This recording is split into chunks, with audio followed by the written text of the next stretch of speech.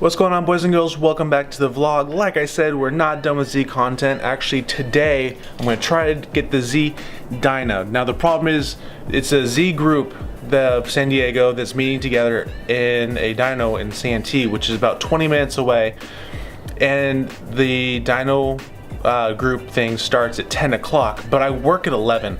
So what I want to do is I want to get there super early and be the first one there, because if I'm the first one, hopefully that means I can go first, and then I can be back by 11 o'clock. So it's pushing it for time, but I think we can do it. It's going to be 2 pulls, and we can see how much power the Z is putting out, because I'm curious, and I know we're going to a different elevation.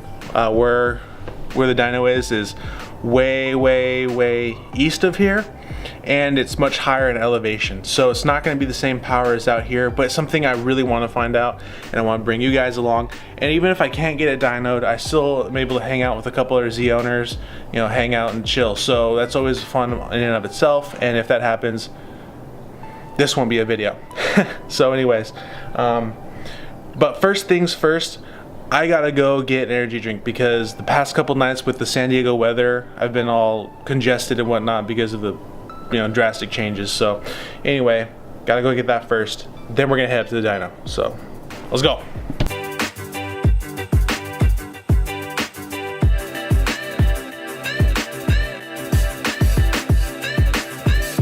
Perfect, so I just got here. One Z got here before me, but I paid side up first, and I can actually go on now. So it's gonna be before the time, which is nice, so I can get back on the road, get back to work. Too bad not a lot of the other Z owners are here, but at least we get to see what the car puts down. So we're gonna go ahead and get this around on the dyno and see what she makes.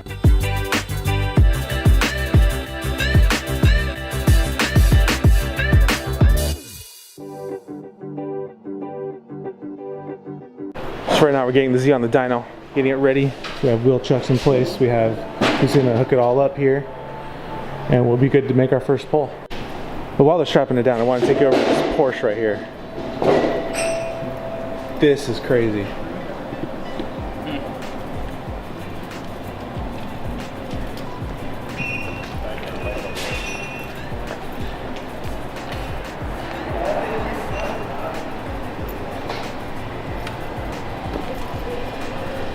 See, at this point, it's not even a door, it's just a detachable panel. Just right there.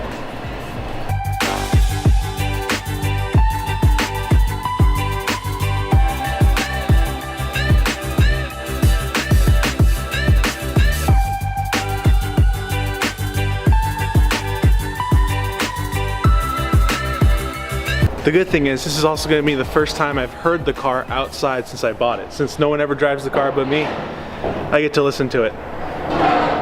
So that's pretty cool. Whatever. Yeah. Welcome to San Diego Z Club's Dyno Day and Barbecue, hosted by Santee Dyno Shop. And he's the barbecue master, right? The barbecue grillist. All right. Grillist, all right.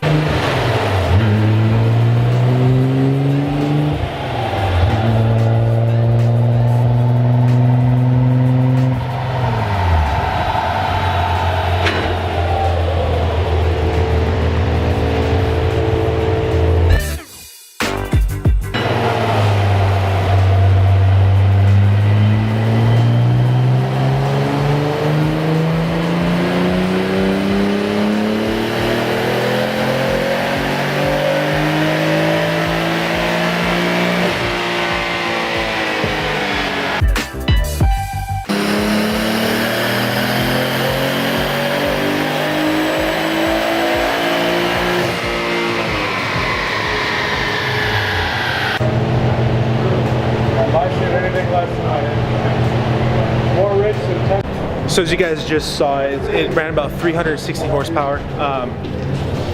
It's really rich up top. It's hitting like 10 in the AFR, and so it really held back the power. If we dial it out and get some lean out just a little bit, probably make over 400 horsepower according to these guys. So that's something we have to do. But I mean, the car ran well, it held up, so there's still good numbers, can't complain. But the good news is it is now 10:20. That gives me plenty of time to make it all the way back to Claremont and in time for work. So successful day, I'm excited. It gives me I know this car has a lot of room to make a lot more power as it is right now. So that's great. Couldn't be happier with the results. I mean, more power would be better, but it's running super safe, super good, so we're good. So that right there is how the dyno went. I was personally hoping, again, to be in the low 400s out there, but being in the mid to high 300s is all right. And we learned that there's a bunch of room for improvement still. We'll look at the paper here real quick. So this is the printout of what happened, obviously. So on the second run here is where we made the most power, which was 361 horsepower and 340 foot-pounds of torque. And right here is where the turbos really start spooling and kick in the power. And so right here is where it really starts just getting super rich here, right about 5,500 RPM. And it would run to, you'd see it almost from like 10.2 to 10 to 9.8 right here. Obviously there's a little bit of cylinder wash when it gets to those numbers like 9.8 and whatnot, but you know, it's better to run a little bit rich than lean, even though in the long run you still don't want that to happen. But right here it's a pretty nice curve. Just need to smooth it out up here, pull a little fuel out. Now unfortunately with the stock ECU that's in the car right now, we can't do that. It's a stock ECU with the ash spec chip in it, and it's not really that adjustable. You can do a little bit here and there. It'd be much better if I do get a NIS tune, or even just go full aftermarket with a Haltech or something like that. Then we can really get that out, as well as produce a whole lot more power. They were saying that if we could pull some fuel out of that up on the top end, that it would make 400 easy, probably mid 400. So pick up about, you know, 50-60 horsepower minimum just from doing that, which would be make this car even faster. It feels faster than the Speed 3, but based on these numbers, they're pretty similar. Speed 3 a little bit down in horsepower, but a lot more torque than the Z. But the power bands are completely different. Anyways, this is gonna call this, guys. I'm super happy that the Z ran well, got a dyno, so we now know the numbers that we're working with, and we now know how much we need to add to get to the power band, which is gonna be like we said, I want the ultimate when this car will finish, be about 600 wheel, which is totally doable. We just need to change out a couple of things, get it run on some ethanol, and we'll see huge gains, and you guys will be right along with me in those changes. So I'll catch you guys in the next video. Peace.